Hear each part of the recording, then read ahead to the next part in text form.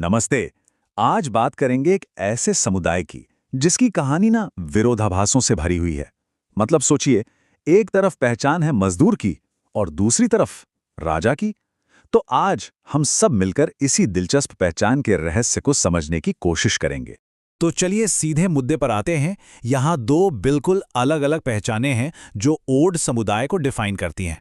एक है मजदूर की और दूसरी राजा की। अब सवाल ये उठता है कि ये भला कैसे मुमकिन है। बस यही सवाल हमारी आज की पड़ताल का मेन फोकस है। तो शुरुआत करते हैं अपने पहले हिस्से से, एक विरोधाभासी पहचान। सवाल ये है कि आखिर ये ओड हैं कौन? देखिए, ऑड समुदाय की कहानी में ना एक बहुत ही फंडामेंटल कॉन्ट्रडिक्शन है। मतलब उनकी पूरी पहचान ही दो ऐसे दावों पर टिकी है जो एक दूसरे से बिल्कुल उल्टे लगते हैं।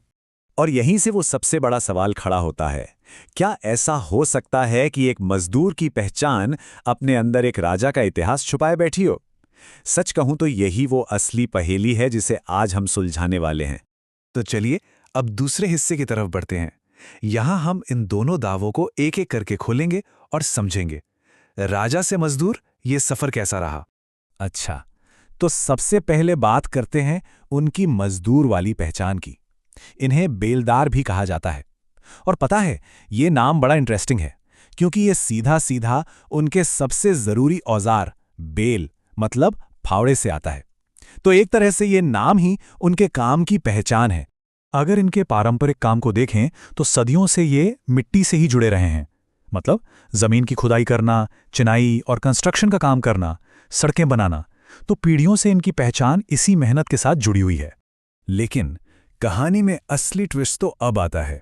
इस मजदूर की पहचान के ठीक पीछे एक शाही राजपूत वंश से होने का दावा भी है।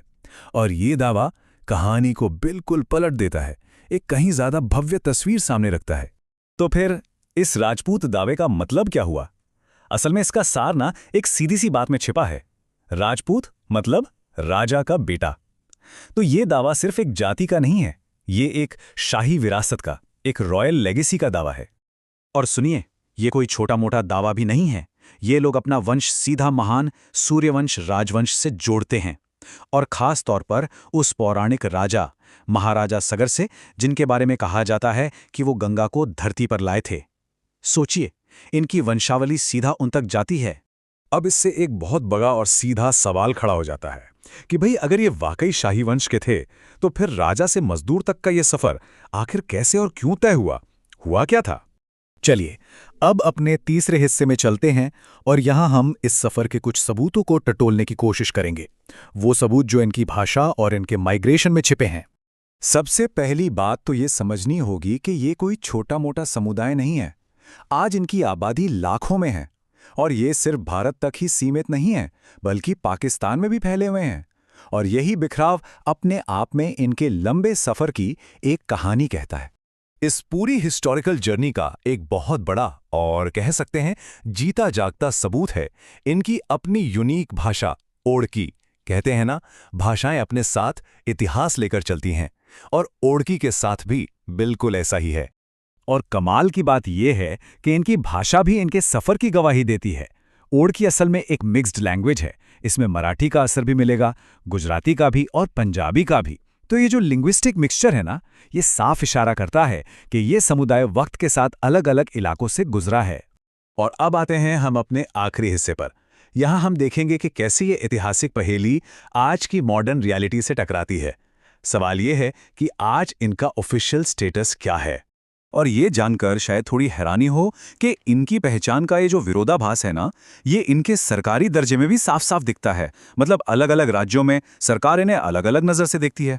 इस विरोधाभास को जरा और करीब से देखिए। पंजाब में ओड समुदाय को अनुसूचित जाति यानी एससी का दर्जा मिला हुआ है। ये वो कैटेगरी है जो ऐतिहासिक रूप से वंचित रहे ग्रुप्स के लिए है। वहीं दूसरी तरफ दिल्ली में इन्हें अन्य पिछड़ा वर्ग यानी ओबीसी में रखा गया है, जो सामाजिक और शैक्षिक तौर पर पिछड़े वर्गों के लिए है। तो सोचिए, एक ही समुदाय लेकिन दो बिल्कुल अलग अलग सरकारी पहचानें। ये जो पैराडॉक्स है, ये सिर्फ इतिहास की किताबों में बंद नहीं है, ये आज की एक जीती जागती हकीकत है। तो फिर सवाल वहीं आकर रुक जाता है कि आखिरकार ओड हैं कौन? क्या हम उन्हें बेलदार यानी मजदूर कहें, या फिर राजपूत यानी शाही वंशज, या फिर हम उन्हें एससी या ओबीसी के तौर पर देखें? सच तो यह है कि उनके पास ये सारी की सारी पहचानें हैं।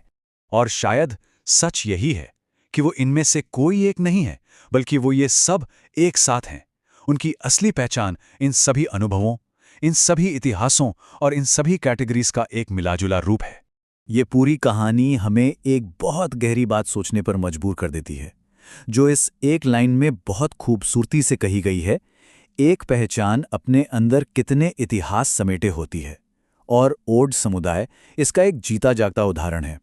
तो आखिर में यह सवाल सिर्फ उनके लिए नहीं, हम सबके लिए है कि अगर एक ही समुदाय एक ही वक्त में मजदूर भी हो सकता है, राजा भी, एससी भी और ओबीसी भी, तो फिर ये पहचान, ये आइडेंटिटी आखिर है क्या चीज़? इस पर सोचिएगा ज़रूर।